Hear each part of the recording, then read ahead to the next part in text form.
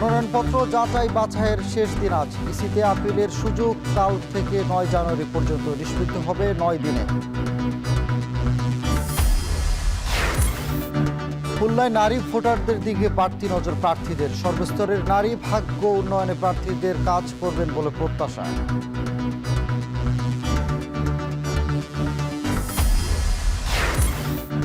তীব্র শীতের কবলে দেশ। বিভিন্ন জেলায় তাপমাত্রা ১০ ডিগ্রির নিচে। সর্বনিম্ন শ্রীমঙ্গলে ৯.৫। জনজীবনে দুর্ভোগ। নানা সংকটে হারাতে বসেছে বরিশালের ঐতিহ্যবাহী তাঁত শিল্প। পেশা বদলাতে বাধ্য হচ্ছেন তাঁতিরা। শিল্প বাঁচাতে দেয়া হচ্ছে ঋণ। এবং হিলিতে উঠছে আগাম জাতের আলু। মাঠে মাঠে ব্যস্ত কৃষক। দরপতনে বড় ধরনের লোকসানের শঙ্কা।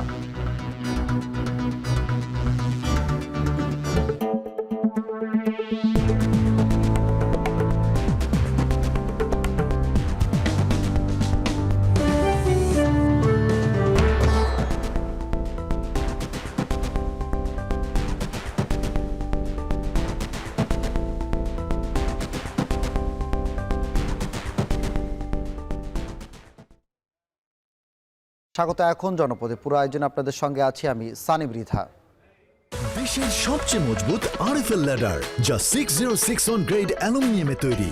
শক্তিশালী এমএস ক্রসবার নিশ্চিত করে সর্বোচ্চ নিরাপত্তা। RFL ladder. ত্রয়োদশ জাতীয় সংসদ নির্বাচনের মনোনয়ন যাচাই বাছাইয়ের শেষ দিন আজ। এর মধ্যে আর সারা দেশে আলোচিত বেশ কিছু প্রার্থীদের মনোনয়ন বাতিল হয়েছে। ইসির তফসিল অনুযায়ী ৫ জানুয়ারি থেকে ৯ জানুয়ারি পর্যন্ত মনোনয়নপত্র বাছাই রিটার্নিং কর্মকর্তার সিদ্ধান্তের বিরুদ্ধে আপিল করা যাবে। এ বিষয়ে আরও জানাতে চট্টগ্রাম থেকে যুক্ত হচ্ছেন সহকর্মী কাজী মাহফুজ। আপনি জানাবেন যে মাহফুজ, মনোনয়নপত্র যাচাই বাছাইয়ের সবশেষ কী তথ্য আছে আপনার কাছে?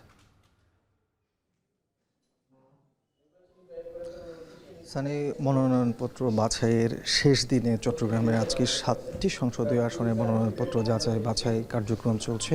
এর মধ্যে জেলা প্রশাসক কার্যালয়ে আমরা দেখতে পাচ্ছি 4টি সংসদীয় আসনের যাচাই বাছাই কার্যক্রম শুরু হয়েছে। একই সাথে বিভাগীয় কমিশনার এবং রিটার্নিং কর্মকর্তার কার্যালয়ে আরও 3টি সংসদীয় আসনের যাচাই বাছাই কার্যক্রম শুরু হয়েছে। আমরা এই মুহূর্তে রয়েছি চট্টগ্রাম জেলা প্রশাসক ও রিটার্নিং কর্মকর্তার কার্যালয়ে, যেখানে চট্টগ্রাম 13 আনোয়ারা কর্ণফুলী সংসদীয় আসনের বাছাই কার্যক্রম শুরু হয়েছে। ইতিমধ্যে 5 জনের বাছাই কার্যক্রম শেষ হয়েছে। তার মধ্যে একজনের মনোনয়ন বাতিল ঘোষণা করেছে রিটার্নিং কর্মকর্তা। মূলত যথাযথ দলের কাগজপত্র এবং স্বাক্ষর না থাকায় তার মনোনয়নপত্র বাতিল করা হয়। এই মুহূর্তে বিএনপির যিনি প্রার্থী রয়েছেন তার মনোনয়নপত্র যাচাই বাছাই চলছে। আপনাকে বলে রাখি যে চট্টগ্রামের এই মোট 16টি সংসদীয় আসন, এর মধ্যে 143 জন মনোনয়নপত্র জমা দিয়েছেন। তার মধ্যে আমরা দেখেছি গতকাল পর্যন্ত 9টি সংসদীয় আসনের বাছাই কার্যক্রম শেষ হয়। সেখানে 26 জনের মনোনয়নপত্র বাতিল ঘোষণা করেন রিটার্নিং কর্মকর্তারা বিভিন্ন অসঙ্গতির কারণে। আজকে যে 7টি সংসদীয় আসন, তার মধ্যে চট্টগ্রামের 14 চন্দনাইশ আসন রয়েছে। এরপর চট্টগ্রাম 15 সাতকানিয়া লোহাগাড়া আসন রয়েছে এবং চট্টগ্রাম 16 বাঁশখালী সংসদীয় আসন রয়েছে। তবে চট্টগ্রামের লোহাগাড়া এবং সাতকানিয়া যে আসনটি, সেখানে মূলত সবচেয়ে কম মনোনয়নপত্র জমা পড়েছে, অর্থাৎ মাত্র 3 জন প্রার্থী মনোনয়নপত্র জমা দিয়েছেন। আর মনোনয়ন বাছাইয়ের ক্ষেত্রে আমরা দেখতে পাচ্ছি রিটার্নিং কর্মকর্তারা যে বিষয়গুলোকে সবচেয়ে বেশি জোর দিচ্ছেন সেগুলো হচ্ছে বিভিন্ন আর্থিক প্রতিষ্ঠান, বিশেষ করে ব্যাংক, বিমাতে কোনো ধরনের ঋণ খেলাপি কিনা প্রার্থীরা, সেগুলো যেমন দেখা হচ্ছে, তেমনিভাবে সেবাধর্মী যে সকল প্রতিষ্ঠানগুলো রয়েছে, বিশেষ করে চট্টগ্রাম ওয়াসা, গ্যাস, বিদ্যুৎ, টিএনটি, এই সকল জায়গাগুলোতে কোনো ধরনের বকেয়া রয়েছে কিনা সেগুলো কিন্তু খতিয়ে দেখা হচ্ছে। আর স্বতন্ত্র প্রার্থীর ক্ষেত্রে আমরা দেখেছি গত 2 দিনে যে সকল প্রার্থীদের প্রার্থিতা বাতিল হয়েছে, সেখানে মূলত 1% যে ভোটার, সে ভোটারের সত্যতা কিন্তু পাওয়া যায়নি। সে কারণে মূলত স্বতন্ত্র প্রার্থীদের মনোনয়ন বাতিল ঘোষণা করা হয়। আজকে কিন্তু সে বিষয়গুলো গুরুত্বের সাথে দেখা হচ্ছে। তো সবকিছু মিলিয়ে এ ছিল আমার কাছে চট্টগ্রামের মনোনয়নপত্র যাচাই বাছাই কার্যক্রমের শেষ দিনের সর্বশেষ অবস্থা। দর্শক, আমরা এই পর্যায়ে চলে যেতে চাই ময়মনসিংহে। সেখানে রয়েছেন আমাদের প্রতিনিধি হারুনুর রশিদ। তিনি জানাবেন সেখানকার শেষ দিনের মনোনয়নপত্র বাছাই কার্যক্রমের সবশেষ তথ্য। ধন্যবাদ মাহফুজ। আজকে ময়মনসিংহেও শেষ দিনের যে যাচাই বাছাই কার্যক্রম সেটি চলছে। ময়মনসিংহের জেলা রিটার্নিং কর্মকর্তা এবং জেলা প্রশাসকের যে সম্মেলন কক্ষ রয়েছে সেখানে আজকে সকাল 10টায় এই যাচাই বাছাই কার্যক্রম শুরু হয়েছে। আজকে শেষ দিনে ময়মনসিংহ 8 ঈশ্বরগঞ্জ আসন, ময়মনসিংহ 9 নান্দাইল আসন, ময়মনসিংহ 10 গফরগাঁও আসন এবং ময়মনসিংহ 11 ভালুকা আসনের যারা প্রার্থী হয়েছেন নির্বাচনে তাদের মনোনয়নপত্র যাচাই বাছাই চলছে। আমরা দেখেছি যে ইতিমধ্যেই ময়মনসিংহ 8 ঈশ্বরগঞ্জ আসনের যারা প্রার্থী রয়েছেন তাদের মনোনয়নপত্র যাচাই বাছাই হয়েছে এবং আমরা যতটুকু জানতে পেরেছি রিটার্নিং কর্মকর্তা সূত্রে ময়মনসিংহ 8 ঈশ্বরগঞ্জ আসনে মোট 7 জন প্রার্থী প্রতিদ্বন্দ্বিতার জন্য মনোনয়নপত্র দাখিল করেছিলেন। আজকে যাচাই বাছাইয়ে 6 জনের মনোনয়নপত্র বৈধ ঘোষণা করা হয়েছে। এখানে বিএনপির যিনি প্রার্থী রয়েছেন লুৎফুল্লাহ মাজেদ বাবু, তার মনোনয়নপত্র বৈধ হয়েছে। জামাতের প্রার্থী অধ্যক্ষ মঞ্জুরুল হক হাসান, তার মনোনয়নপত্র বৈধ হয়েছে এবং ইসলামী শাসনতন্ত্র আন্দোলনের শাহ নুরুল কবির শাহিন, তার মনোনয়নপত্র বৈধ হয়েছে এবং এলডিবির প্রার্থী আওরঙ্গজেব বেলাল, তার মনোনয়নপত্র বৈধ হয়েছে। এছাড়া এখানে একটি মনোনয়নপত্রকে অবৈধ ঘোষণা করা হয়েছে আজিজুর রহমান ভুইয়া, যিনি স্বতন্ত্র মনোনয়নপত্র দাখিল করেছিলেন। তার যে শতকরা 1 ভাগ ভোটারের যে সমর্থনের স্বাক্ষর দেওয়ার কথা, সেই স্বাক্ষর যাদেরকে দেওয়া হয়েছে সেখানে সঠিক হয়নি, অর্থাৎ জালিয়াতির আশ্রয় নিয়েছেন, যার কারণে তার মনোনয়নপত্র বাতিল করা হয়েছে বলে রিটার্নিং কর্মকর্তা জানিয়েছেন। এই মুহূর্তে ময়মনসিংহ 9 ঈশ্বরগঞ্জ আসনের মনোনয়নপত্র যাচাই বাছাইয়ের যে কাজ, সেই কাজগুলো কিন্তু চলছে এবং আমরা যদি বলি যে এখনো ময়মনসিংহ 9 নান্দাইল আসনের প্রার্থী যারা, তারা রিটার্নিং কর্মকর্তার কক্ষে রয়েছেন এবং এখনো কিন্তু যাচাই বাছাই কার্যক্রম চলছে। এছাড়া আজকে ময়মনসিংহ 10 গফরগাঁও এবং ময়মনসিংহ 11 ভালুকা আসনের মনোনয়নপত্র যাচাই বাছাই হবে। আমি যদি একটু জানিয়ে রাখি যে আজকে এখানে জেলা প্রশাসক এবং জেলা রিটার্নিং কর্মকর্তা সাইফুর রহমানের নেতৃত্বে সকাল 10টায় যাচাই বাছাই কার্যক্রম শুরু হয়।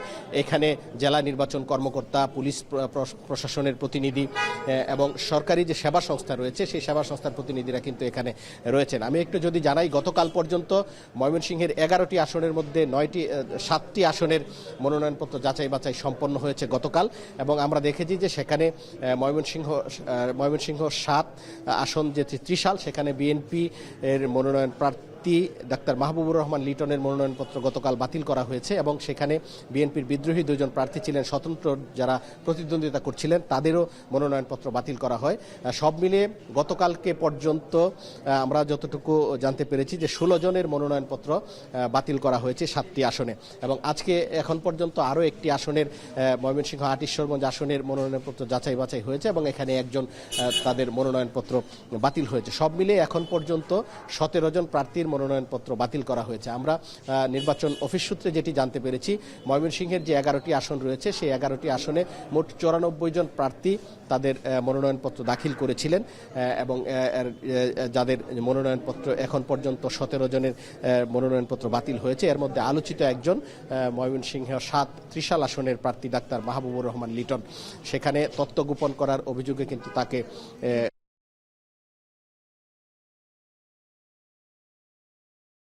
মনোনয়নপত্র বাতিল করা হয়েছে।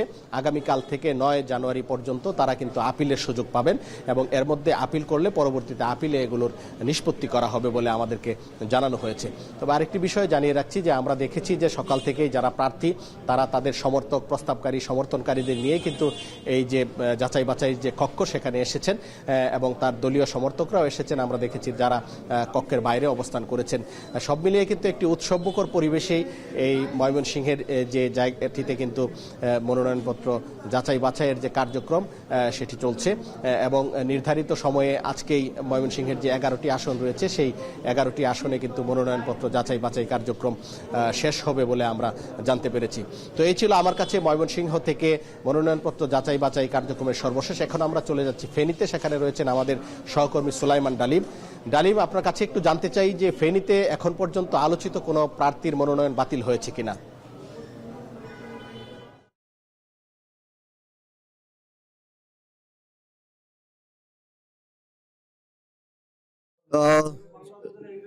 সামনের যে নির্বাচন, এই নির্বাচনকে ঘিরে ফেনীর যে মোট 3টি আসন রয়েছে, 3টি আসনেই কিন্তু আজকে সকাল থেকেই মনোনয়ন যাচাই বাছাই চলছে। এর মধ্যে ফেনী 1 আসন রয়েছে। ফেনী 1 আসনে প্রার্থী ছিলেন বিএনপি চেয়ারপারসন বেগম খালেদা জিয়া। তার যে মনোনয়ন কার্যক্রমটি সেটি কিন্তু কার্যক্রম সমাপ্ত করা হয়েছে। এছাড়াও বিএনপির যে বিকল্প প্রার্থী রয়েছেন রফিকুল আলম মজনু, তার মনোনয়ন পত্রটি বৈধ রয়েছে। এছাড়াও এই আসনটিতে ফেনী যে এক আসন রয়েছিল, এই আসনটিতে মোট 10 জন মনোনয়ন নিয়েছিলেন। সেখান থেকে আমরা যেটি জেনেছি যে 3 জনের মনোনয়ন পত্র বাতিল হয়েছে। এর মধ্যে একজন রয়েছেন স্বতন্ত্র প্রার্থী এবং বাকি 2 জন রয়েছেন অন্যান্য দুই দলের প্রার্থী। এছাড়াও ফেনীর যে ফেনী 2 আসন রয়েছে সেখানে যে মনোনয়ন যাচাই বাছাই কার্যক্রম সেটি অল্প কিছুক্ষণ পরেই শুরু হবে। ফেনী যে মোট 3টি আসন রয়েছে, এই 3টি আসনের মোট 35 জনের মনোনয়ন জমা পড়েছিল। সেই 35টি মনোনয়নের মধ্যে আজকে কিন্তু সেগুলো যাচাই বাছাই করা হবে। ফেনী 2 আসনের প্রার্থীদের মধ্যে রয়েছে বিএনপির কেন্দ্রীয় কমিটির ভাইস চেয়ারম্যান আব্দুল আল মিন্টু, তার মনোনয়ন পত্রটি ওখানে যাচাই বাছাই হবে অল্প কিছুক্ষণ পরে। এছাড়াও এবি পার্টির যে চেয়ারম্যান রয়েছে মুজিবুর রহমান মঞ্জু, তার মনোনয়ন পত্রটি যাচাই বাছাই হবে এখানে। এছাড়াও ফেনীর তিন আসনের যে অন্যান্য যে প্রার্থীরা রয়েছে তাদের মনোনয়ন পত্র কিন্তু যাচাই বাছাই হবে। সকালে 3টি মনোনয়ন বাতিল হয়েছে এবং এখন ফেনী 2 আসনের মনোনয়ন যে বাছাইয়ের কার্যক্রম সেটি চলছে। ফেনী থেকে ছিল আমাদের কাছে সর্বশেষ।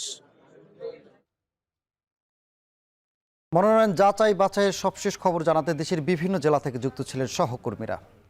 আরএফএল ওয়াটার পাম্পের অটো থার্মাল টেকনোলজি, যা বেশি হিটে নষ্ট হয় না, শতভাগ মসৃণ, ব্রাশ ইম্পেলার নিশ্চিত করে অধিক পানির flow. RFL water pump on করলে পানির তুফান। সহপাঠী হত্যার বিচারের দাবিতে ফার্মগেট সড়ক অবরোধ করেছে তেজগাঁও কলেজ শিক্ষার্থীরা। বন্ধ হয়ে গেছে আশপাশের সড়কে যান চলাচল, এতে তীব্র যানজটের কবলে পড়েছে নগরবাসী।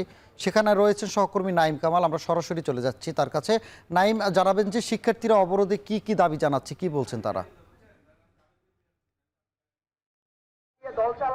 জি সানি, এখানে কিন্তু সড়ক যে অবরোধের চিত্র এখন দেখতে পাচ্ছেন, এটি কিন্তু সকাল 9টা থেকে 9:45 থেকে শুরু হয়েছে, যেটি কিন্তু এখন পর্যন্ত চলছে। অর্থাৎ 1.5 ঘন্টা পার হলেও কিন্তু এই অবস্থান কর্মসূচি এখন পর্যন্ত রয়েছে। এখানে কিন্তু যে 4 রাস্তার যে মোড়টি রয়েছে, এখানে কিন্তু চতুর্দিক থেকে যে যান চলাচল পুরোপুরি বন্ধ হয়ে গিয়েছে। ইতিমধ্যেই 1.5 ঘন্টা ধরে যানগুলো কিন্তু এখন পর্যন্ত আটকে আছে। যারা যাত্রী আছেন কিংবা চালক আছেন তারাও কিন্তু তীব্র ভোগান্তিতে পড়েছেন। আমি যদি আপনাদের একটু দেখাই, সহপাঠী হত্যার দাবিতে যে আজকের যে আন্দোলন, এটি কিন্তু আরো 24 দিন আগে একবার এই সড়ক অবরোধ করেছিল সহকর্মী সাকিবুল হাসান রানার যে হত্যার বিচার দাবিতে। এটি ঘটেছিল মূলত গত 6 ডিসেম্বর তেজগাঁও কলেজে ছাত্র দলের দুপক্ষের সংঘর্ষে একজন সাধারণ শিক্ষার্থী মারা গেছে। যদিও সাধারণ শিক্ষার্থীদের অভিযোগ এটি মাদকের বিরুদ্ধে অবস্থান নেয় তাকে পরিকল্পিতভাবে হত্যা করা হয়েছে, যে কারণে তারা কিন্তু গত ডিসেম্বর মাসের 10 তারিখে কিন্তু তারা সড়ক অবরোধ করেছিলেন, যেটি কিন্তু এখন পর্যন্ত তারা তখন প্রশাসন তাদেরকে বলেছিল যে 24 ঘন্টার মধ্যে তদন্ত করে ব্যবস্থা নেবে, কিন্তু সেই 24 ঘন্টা আজকে 24 দিন পার হলেও এখন পর্যন্ত প্রশাসনের পক্ষ থেকে কোনো ধরনের আপডেট না জানার কারণেই তারা কিন্তু আজকে আবার সড়ক অবরোধ করেছেন। তারা বলছেন তাদের সহপাঠী হত্যার বিচারের যে দাবি নিয়ে আজকে তারা নেমেছেন, সেটির সফলতা ছাড়া তারা কিন্তু ঘরে ফিরে যাবেন। আপনারা দেখতে পাচ্ছেন ইতিমধ্যে কিন্তু এখানে মাইক নিয়ে এসে শিক্ষার্থীরা স্লোগান দিচ্ছেন সাকিবের নাম ধরে এবং বলছেন যে বিচারের যে পুরো আপডেট সেটি যদি তারা না জানেন এবং কতদিনের মধ্যে বিচার কার্য সম্পন্ন হবে সেটি না জানালে তারা কিন্তু সড়ক ছেড়ে যাবেন না। দেখতে পাচ্ছেন এখানে কিন্তু একটি বাস অলরেডি দাঁড় করিয়ে কিন্তু পেছনে সড়ক পুরোপুরি বন্ধ করা হয়েছে। প্রত্যেকটি সড়কেই এভাবে ব্যারিকেড তৈরি করে কিন্তু অবরোধ করেছেন সাধারণ শিক্ষার্থীরা। তারা বলছেন যে সাকিব যে হত্যাকাণ্ড ঘটেছে এটি মূলত মাদকের বিরুদ্ধে অবস্থান নেয়ার কারণেই কিন্তু এই হত্যাকাণ্ড ঘটেছে। এবং আমরা দেখেছি যে এর আগেই কিন্তু যখন শহীদ ওসমান হাদির মৃত্যুর পরে ছাত্রদল কিন্তু মবক্রেসির বিরুদ্ধে একটি মিছিল করেছিল, সেখানে ছাত্রদলের কেন্দ্রীয় সভাপতি কিন্তু এই হত্যার দায় যে ছাত্রদলের দুই গ্রুপের সংঘর্ষ হয়েছে সেটি কিন্তু তিনি সেখানে স্বীকার করেছেন এবং বলেছেন কোনো ধরনের সন্ত্রাসীকে তাদের দলে জায়গা দিবেন না। প্রশাসনের পক্ষ থেকে প্রশাসনকেও তারা জানিয়েছেন যে যেন দ্রুত এর তদন্ত হয়ে বিচার কার্য সম্পন্ন হয়। এরপরও কেন এখন পর্যন্ত বিচার কার্য এবং তদন্ত এগিয়ে যায়নি সেই প্রশ্নটি কিন্তু সাধারণ শিক্ষার্থীরা তুলছেন। তো এই ছিল আমার কাছে ফার্মগেটের সড়ক অবরোধ থেকে সর্বশেষ তথ্য। তেজগাঁও শিক্ষার্থী নিহতের ঘটনাকে কেন্দ্র করে সড়ক অবরোধ করেছেন শিক্ষার্থীরা, এই খবরই জানাচ্ছিলেন সহকর্মী নাইম কামাল।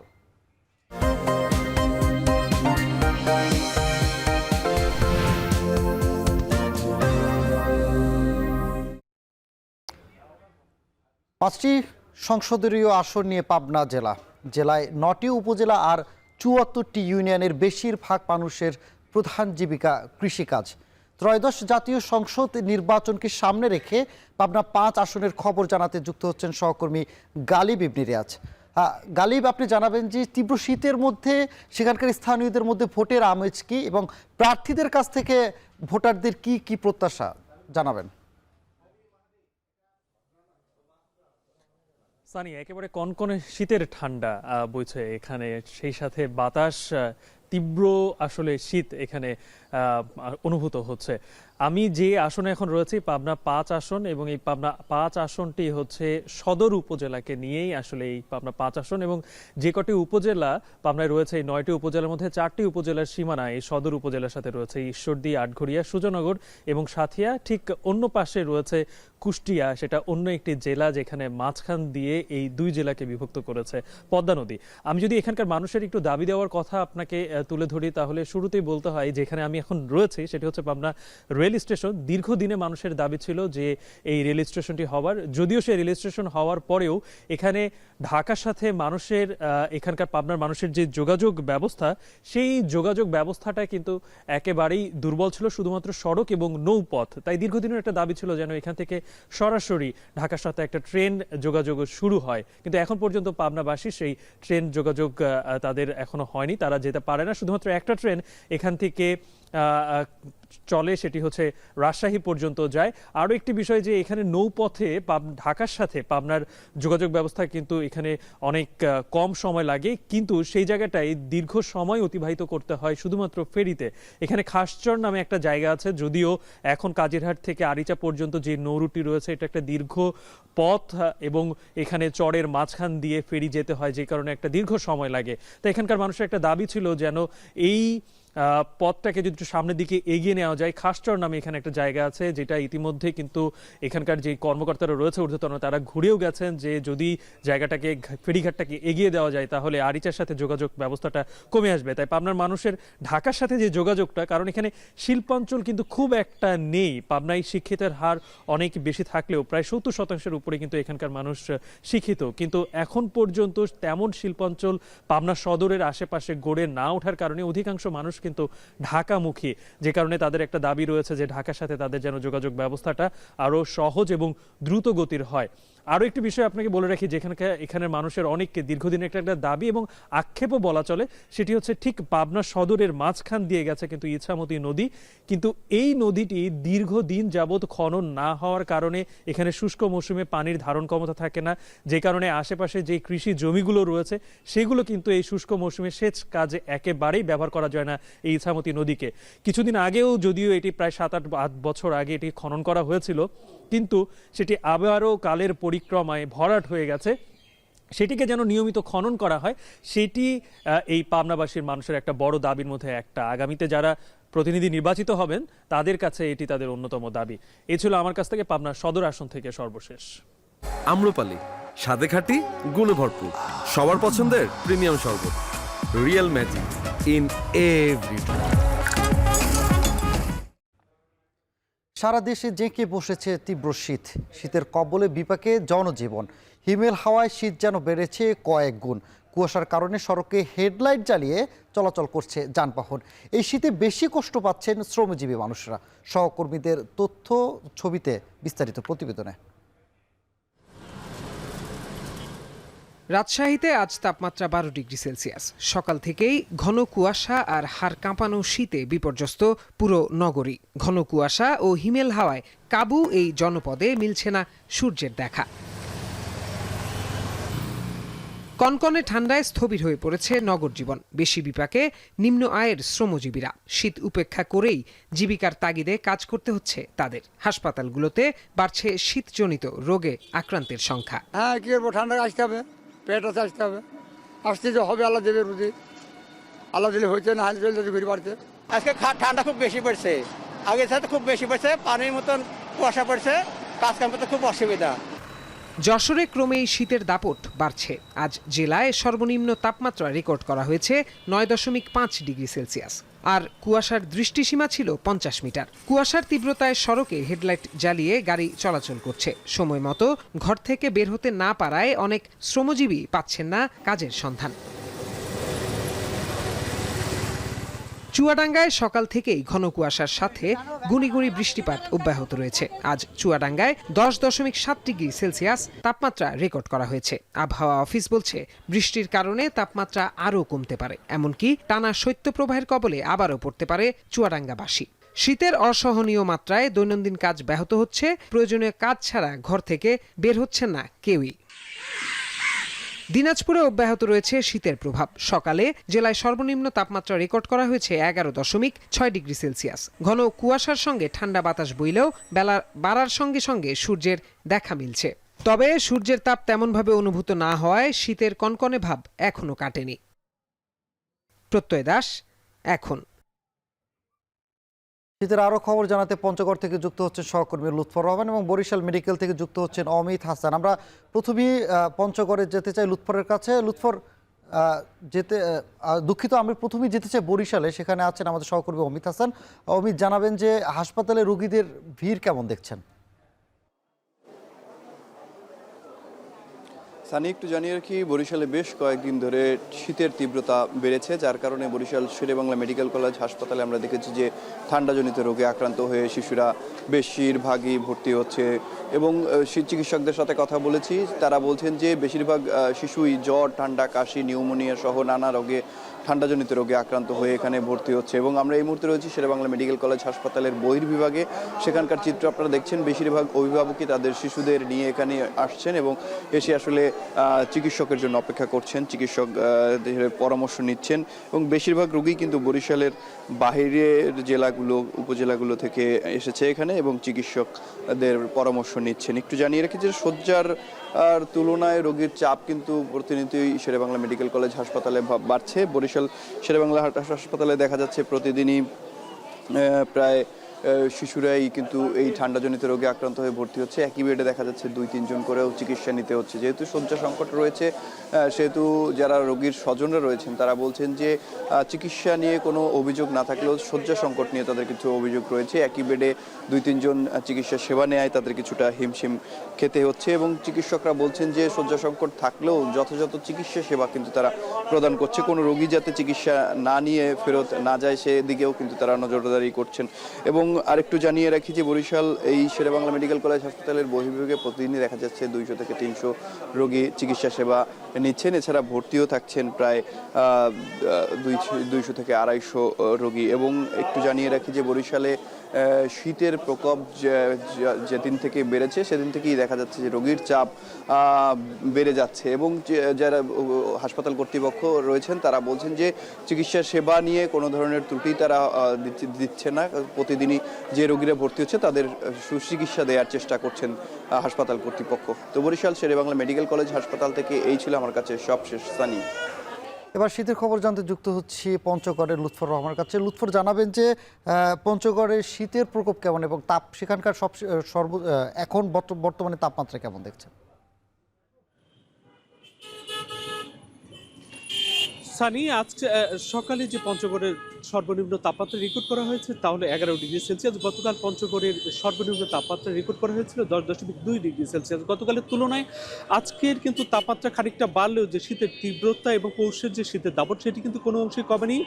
আমরা দেখছি যে এখন পর্যন্ত কিন্তু কুয়াশা আচ্ছন্ন রয়েছে চারপাশ এবং উত্তরে যে ঠান্ডা বাতাস সেটি জনপদের উপর দিয়ে বয়ে যাচ্ছে। আমরা গত কয়েকদিনে যদি শীতের চিত্রের কথা বলি, আমরা দেখেছি যে দিনই অল্প সময়ের জন্য সূর্যের দেখা মিললেও কাঙ্ক্ষিত যে উত্তাপ সেটি কিন্তু পাওয়া যাচ্ছে না এবং বিকেল গড়াতে তাপমাত্রা নামতে থাকে, রাতে বৃষ্টির মতো কুয়াশা ঝরছে এবং সকালে কিন্তু আর যদি সকালে দেখা যাচ্ছে কখনো ঘন কুয়াশা, কখনো কিন্তু হালকা কুয়াশায় চারপাশ কিন্তু ভর্তি কুয়াশা আচ্ছন্ন থাকছে। এবং আমি যদি আজকে পেছনের চিত্রটাই দেখাতে চাই যে এই জায়গাটি কিন্তু পুরাতন যে কাপড়ের দোকান সেখানে কিন্তু জমজমাট ভিড় রয়েছে।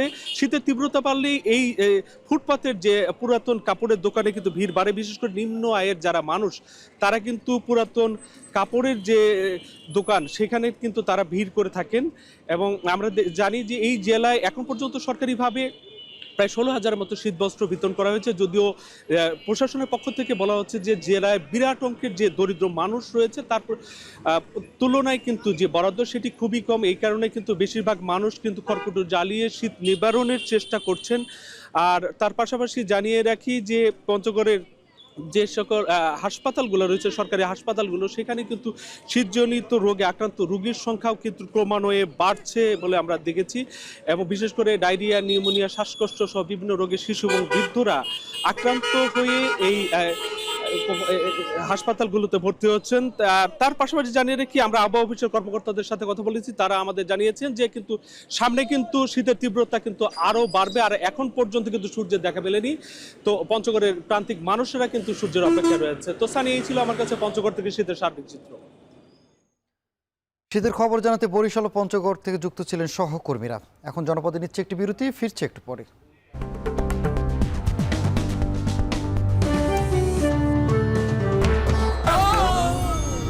ডেন্টিস্টের পরামর্শ নাও নতুন কোলগেট অ্যাক্টিভ সল্ট।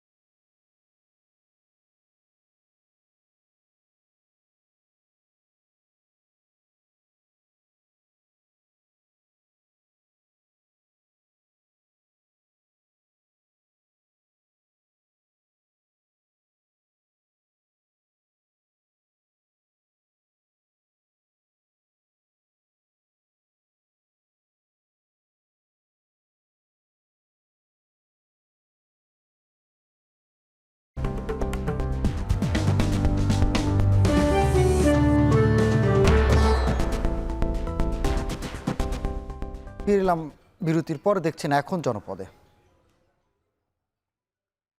নানা সংকটে হারিয়ে যাচ্ছে বরিশালের ঐতিহ্যবাহী তাঁত শিল্প।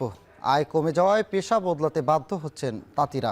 সুতাসহ উপকরণের মূল্য নির্ধারণের স্বল্প ক্ষুদ্রে ঋণ দিলে এই শিল্প সচল বলে সম্ভব মনে করেন তাঁতি মালিকরা। তাই শিল্পটিকে বাঁচিয়ে রাখতে ঋণ দিচ্ছে তাঁত বোর্ড। সব ধরনের সহযোগিতার আশ্বাস উপজেলা প্রশাসনের। অমিত হাসানের প্রতিবেদনে বিস্তারিত।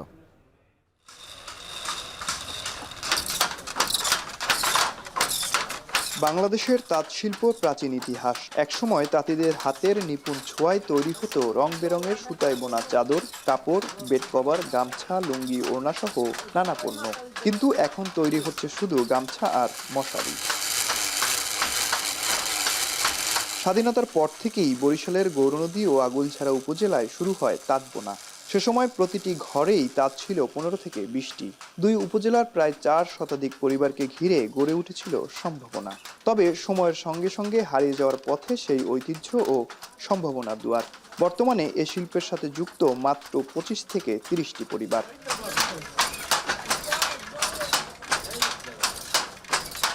আগুলঝরার গৈলা ইউনিয়নের বাসিন্দা নোমানুর রশিদ একচালা টিনের ঘরের মধ্যে দুটি তাঁতে বুনছেন গামছা। পূর্বপুরুষ থেকেই হস্তচালিত তাঁত শিল্পের সঙ্গে জড়িত তারা।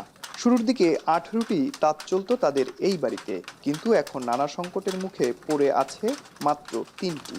আমি আগুলঝরা গেছি, বিক্রি করতে পারি নাই, গইলে আইছি বিক্রি করতে, আবার লইয়ে বাড়িতে আইছি।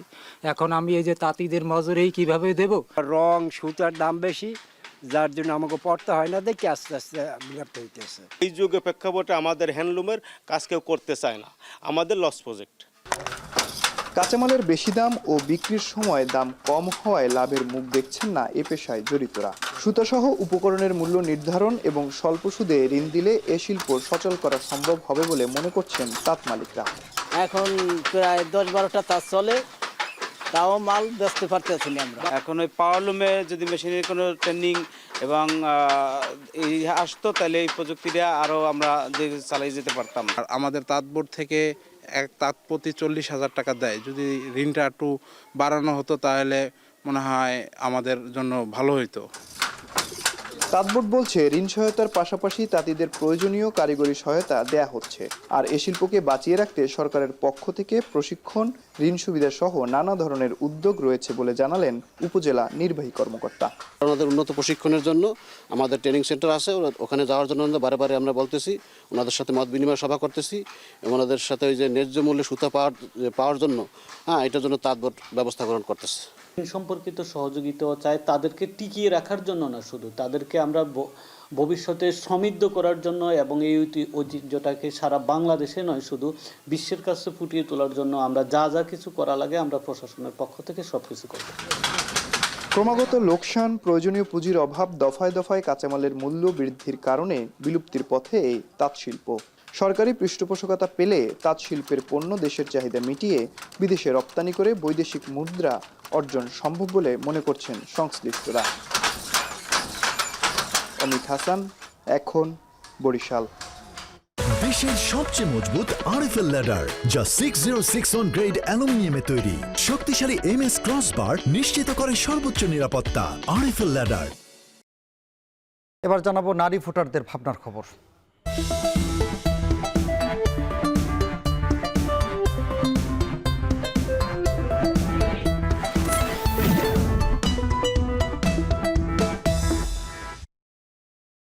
ত্রয়োদশ জাতীয় সংসদ নির্বাচনের তফসিল ঘোষণার পর থেকে দেশ জুড়ে শুরু হয়েছে ভোটের আমেজ। এবারে নির্বাচনে দক্ষিণের জেলা খুলনায় পুরুষদের তুলনায় নারী ভোটারের সংখ্যা বেশি। নারী ভোটারদের উপরই অনেকটা নির্ভর করছে প্রার্থীদের জয় পরাজয়। খুলনায় নারীদের প্রত্যাশা, বিজয়ী প্রার্থী কাজ করবে সমাজের সর্বস্তরের নারীর ভাগ্য উন্নয়নে। রামিম চৌধুরীর প্রতিবেদনে বিস্তারিত। সারা দেশের মতো খুলনা শহরেও বইছে নির্বাচনী হাওয়া। কর্মসংস্থান, নারীর ক্ষমতায়ন, নিরাপত্তা ইস্যুতে কোনো সরকারের আমলেই তেমন পরিবর্তন আসেনি এই শহরে। খুলনা নগরী এখনও হয়ে উঠতে পারেনি নারী বান্ধব। ভোটের সময় আসলেই ভোটারদের দাঁড়ে দাঁড়ে প্রার্থীদের আনাগোনা বেড়ে যায়। সুবিধাবঞ্চিত নারীদের নিয়ে কাজ করার প্রতিশ্রুতি দেন অনেকেই। ত্রয়োদশ জাতীয় সংসদ নির্বাচনে খুলনার নারী ভোটাররা আর আশ্বাস নয়, চান প্রতিশ্রুতির বাস্তবায়ন। নির্বাচনের সময় আসলে আপা একটা ভোট দেন, ভোটের পরে আফাস কোথায়, আফা কোথায় ভাইয়া? যে সরকারি আসুক আমরা কোনো সুবিধা পাইনি ভাই। আমরা সব সময় মনে করেন অত্যাচারের পরে ছিলাম। অসহায় মহিলারা আছে যাদের স্বামী নাই, যাদের কোনো মানে সন্তান দুটো নিয়ে কষ্ট করে, তাদের কোনো সুযোগ সুবিধা ওয়ার্ডের কাউন্সিলররা দেয় না। কি করছে নারীদের জন্য তা তো আমি জানি না, আমার জন্য কিছু করে না, আমি এইটাই জানি। এবারের নির্বাচনে খুলনায় সংখ্যাগরিষ্ঠতায় এগিয়ে আছে নারী ভোটাররা। নির্বাচনে জয় পরাজয় অনেকটাই নির্ভর করছে তাদের উপর। বিভিন্ন পেশায় নিয়োজিত এই অঞ্চলের নারীরা বলছেন, নাগরিক সুবিধা আর নিরাপত্তার পাশাপাশি তারা সর্বস্তরের নারীদের কর্মসংস্থানের সুযোগ চান। মাই তো একটা শিক্ষিত জাতি দিতে পারে। একজন শিক্ষিত নারী বা প্রতিষ্ঠিত নারী কিন্তু একটা সুস্থ সুন্দর সমাজ তৈরি করতে পারে। আমাদের কাছে এটাই চাওয়া যে নারীদের উন্নয়নটা যেন বাস্তবায়ন হয়। যে আসুক মানে ক্ষমতায়, আমাদের জন্য নারীদের যে কর্মসংস্থানের যে নিরাপত্তাটা ওটা যেন খুব মানে অটুট থাকে। খুলনা বিভাগে মোট ভোটারের সংখ্যা 1,40,77,000। এর মধ্যে 70,34,000 পুরুষ এবং 70,42,000 নারী ভোটার। নির্বাচন আসলে নানা প্রতিশ্রুতির ফুলঝুরি নিয়ে নারীদের কাছে ভোট চাইতে পৌঁছান প্রার্থীরা। তবে সেসব প্রতিশ্রুতি বাস্তবায়িত না হয় কর্মসংস্থান বা নাগরিক সুবিধা থেকে বঞ্চিত হচ্ছেন এসব নারীরা। তাই আগামী নির্বাচনে বিজয়ী প্রার্থীদের সকল প্রতিশ্রুতি যেন বাস্তবায়িত হয় এমন প্রত্যাশা সকলের। রামিম চৌধুরী, এখন, খুলনা।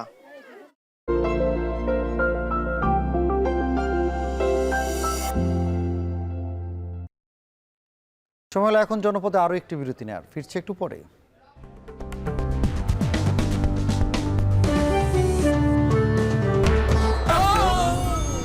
ডেন্টিস্টের পরামর্শ নাও নতুন কোলগেট অ্যাক্টিভ সল্ট।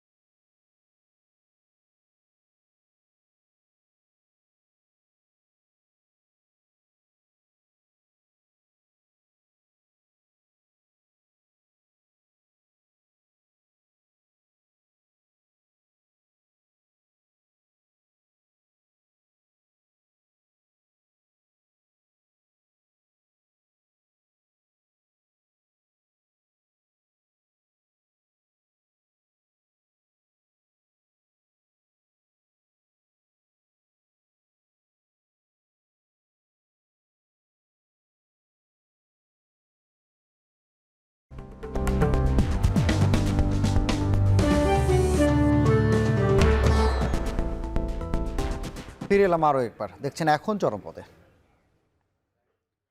গ্রেফতারের প্রায় 15 ঘন্টা পর জামিনে মুক্তি পেয়েছেন বৈষম্য বিরোধী ছাত্র আন্দোলনের হবিগঞ্জ জেলা সদস্য সচিব মাহাদি হাসান। সকাল 10টার দিকে জেলার জুডিশিয়াল ম্যাজিস্ট্রেট আদালতে হাজির করা হলে বিচারক তার জামিন মঞ্জুর করেন। এর আগে পুলিশের কাজে বাধা দেওয়ার অভিযোগে আজ সকালে শায়েস্তা খান থানা পুলিশ তাকে আদালতে নেওয়া হয়। গতকাল সন্ধ্যায় হবিগঞ্জ শহরের শায়েস্তানগর এলাকা থেকে মাহাদি হাসানকে গ্রেপ্তার করে সদর মডেল থানা পুলিশ। এদিকে আজ দুপুরে মাহাদি হাসানকে কারণ দর্শানোর নোটিশ দিয়েছে সংগঠনের কেন্দ্রীয় কমিটি। পরবর্তীতে সিদ্ধান্ত না হওয়া পর্যন্ত তাকে সব সাংগঠনিক কার্যক্রম থেকে বিরত থাকতে বলা হয়েছে। কাজ হোক যাই সাথে এক্সপার্ট চাই, না টাইট লুজ যদি করতে হয় তবে এক্সপার্ট টুলসেই নিশ্চিত জয়। এক্সপার্ট হার্ডওয়্যার টুলস, সকল কাজের এক্সপার্ট সমাধান। টাঙ্গাইলে প্রথমবারের মতো চাষ হচ্ছে ওষুধি গুণসম্পন্ন রোজেলা চা। পরীক্ষামূলক চাষে মিলছে অভাবনীয় সাফল্য। স্বল্প খরচে অধিক লাভ হয় অনেক কৃষক এখন বাণিজ্যিকভাবে এই লাল চাষের স্বপ্ন দেখছেন। বিস্তারিত কাউসার আহমেদের প্রতিবেদনে। টাঙ্গাইলের ফসলি মাঠে অন্যরকম এক দৃশ্য। সবুজ পাতার মাঝে উকি দিচ্ছে গাঢ় লাল রঙের রোজেলা ফল। তবে এটি কোনো ফুলের বাগান নয়। স্থানীয়ভাবে একে মেস্তা বা চুকাই বলা হলেও বিশ্বজুড়ে এর পরিস্থিতি রেড টি বা রোজেলা চা হিসেবে। পরীক্ষামূলকভাবে 2 শতক জমিতে এই অর্থকরী ফসলের চাষ করেছেন টাঙ্গাইলের মধুপুরের মহিষমারা গ্রামের স্বর্ণপদক প্রাপ্ত কৃষক সানোয়ার হোসেন। ফলন ও চায়ের স্বাদ প্রত্যাশার চেয়েও বেশি। নেই কোনো যত্ন, নেই রাসায়নিক সার বা কীটনাশকের ব্যবহার। অ্যান্টিঅক্সিডেন্ট সহ নানা ঔষধি গুণে ভরপুর মানবদেহের জন্য উপকারী এই লাল ফুলের দামও তাই চড়া। বাণিজ্যিকভাবে যদি কেউ করতে চায় তাহলে বাণিজ্যিকভাবে এটা এমন একটা জিনিস, এটা অর্গানিক। এখানে কোনো প্রকারের সার দিতে হয় না, কোনো প্রকারের কীটনাশক দিতে হয় না, শুধু লাগাই আসতে বললাম প্রকৃতির মাধ্যমে বড় হবে। আর কাটবো, এই যে দেখেন কাটার পরে এই অংশটা, এই বীজটা ফেলে দিয়ে এইটুকু শুকাইয়া আমি একটা প্যাকেটের মধ্যে রেখে দিলাম, হয়ে গেল। গরম করব, খাবো। সহজ চাষ পদ্ধতি, খরচ কম আর সহজেই ফল শুকিয়ে বানানো হয় চা। কিন্তু বাজারে এর চাহিদা অনেক। কৃষি অফিসের এমন উদ্বুদ্ধকরণ প্রচারণায় আগ্রহী হচ্ছেন অনেকেই। আমাদের বাড়ির আশেপাশে যে জায়গা আছে এবং আমি চিন্তা ভাবনা করছি, আমাদের জমি আছে, এখানে কিছু জায়গায় আমি এর রোজেলা চা চাষ করব। রোজেলা ফলে প্রচুর পরিমাণ ভিটামিন সি, অ্যান্টিঅক্সিডেন্ট, রক্তচাপ নিয়ন্ত্রণ এবং রোগ প্রতিরোধ ক্ষমতা বাড়াতে সাহায্য করে। এর সুস্বাদু টক মিষ্টি স্বাদ চা প্রেমীদের মাঝে দ্রুত জনপ্রিয় হয়ে উঠবে বলে মনে করছেন স্থানীয়রা। কৃষি অফিসে যাই সেটা এই চাটা আমি খাই, খাওয়ার পরে এটা স্বাদটা একটু অন্যরকম এবং ভালো লাগে। তো পরে যখন আমি শুনতে পারছি যে ওইখানে চাষ হয়, তার কারণে আমি একটু আগ্রহ করে আসছি। রোজেলা একটি উচ্চমূল্যের রপ্তানিযোগ্য ফসল। বাণিজ্যিক রূপ পেলে দেশের কৃষি অর্থনীতি আরও সমৃদ্ধি হবে বলে দাবি কৃষি বিভাগের। প্রত্যেকটা বাড়িতে বাড়িতে যদি তারা এটা উৎপাদন করে, তাহলে কিন্তু আমরা এটা কিন্তু বাইরে এক্সপোর্ট করতে পারি। কৃষি সম্প্রসারণ অধিদপ্তর, কৃষি বিভাগ, আমরা এই ধারাবাহিকতা কাজ করছি যে আমরা এখান থেকে প্রচুর পরিমাণ চুকাই বাইরে এক্সপোর্ট করব, রোজেলা এক্সপোর্ট করব চা হিসেবে, মানসম্মত চা হিসেবে।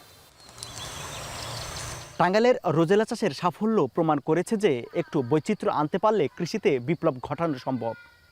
সরকারের সহযোগিতার পাশাপাশি সঠিক মোড়কজাতকরণ ও প্রচার পেলে লাল রঙের এই চা কেবল টাঙ্গাইলের নয়, সারা দেশের অর্থনীতিতে বড় ভূমিকা রাখতে পারে। কাউসার আহমেদ, এখন মহিষমারা, টাঙ্গাইল। এখন জনপদে নিচ্ছে আরও একটি বিরতি, ফিরছি একটু পরেই।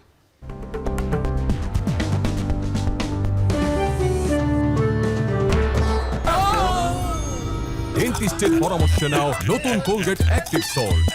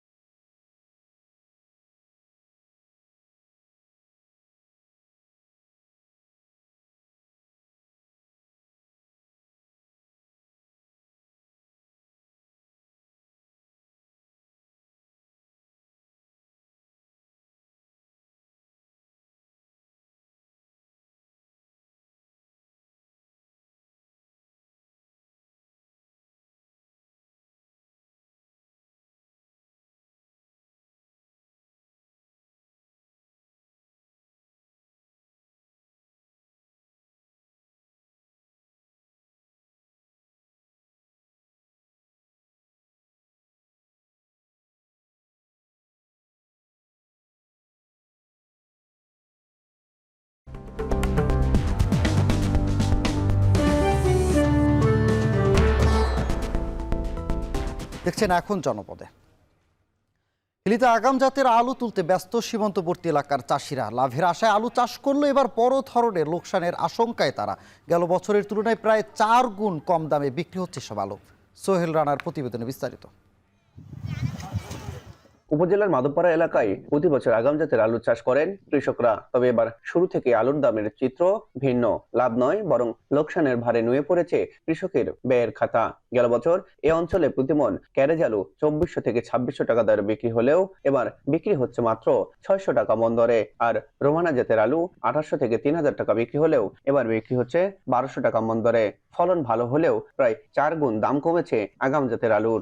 আগাম আলু লাগায় 2 টাকার আশায় দাম পাওয়ার জন্য এবারে একটু লাগায় কোনো দাম নাই, দর নাই। সারের দাম বেশি, পানির দাম বেশি, কৃষকের দাম বেশি, এগুলা দিয়ে আমাদের কোনো পত্তা নাই। এবারে বিক্রি হচ্ছে 550 থেকে 600 টাকা প্রতি মন। এবার লস হচ্ছে 5 থেকে 6000 বা 8000 টাকা লস হচ্ছে। আলুর আবাদ তুলে আমাদের কোনো লাভ তো থাকলো, মানে আমরা লসের প্রতি এখন 1,30,000 বদলে মানে অর্ধেক টাকাটা আসছে। আমরা এই আলুর দাম পাচ্ছি না এই কারণে যে স্টোরে প্রচুর পরিমাণ আলু আছে, পুরাতন আলু, এই জন্য আমরা এতে ঘাটতি গেছি।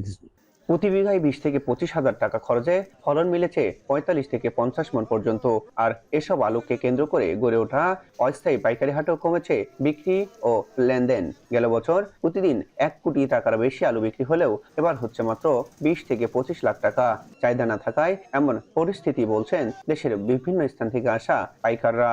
গত বছরে কিনছে 3000 টাকা মন, 2800 টাকা মন।